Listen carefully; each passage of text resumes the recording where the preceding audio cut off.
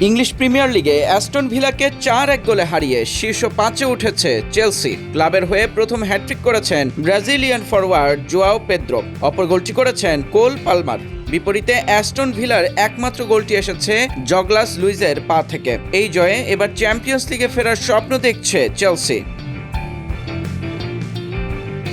এদিন ভিলার মাঠে নেমে আধিপত্য দেখালো সফরকারী চেলসি। ম্যাচের শুরুতেই স্বাগতিকরা এগিয়ে গেলেও সেটি ঠিক আছে 35 মিনিট পর্যন্ত। ম্যাচের দ্বিতীয় মিনিটেই সতীর্থদের বাড়ানো পাস ডি বক্সে পেয়ে চেলসি ডিফেন্ডারের পায়ের নিচ দিয়ে ব্যাক হিলে জালে জড়িয়েছেন লুইস। 35 মিনিটে খুব কাছ থেকে ফিনিশিং টাচে পেদ্রো ম্যাচের সমতায় ফেরান দলকে।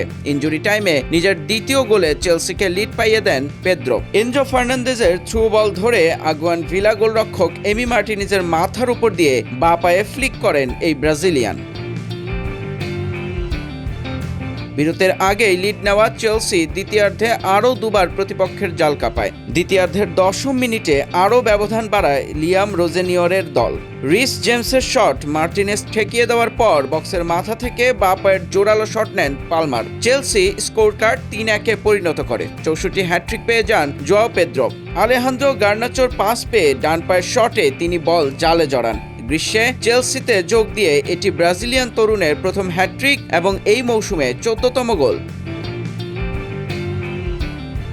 59% বলের দখল রেখে চেলসি 17টি শট নিয়েছে, যার 9টি লক্ষ্যে ছিল।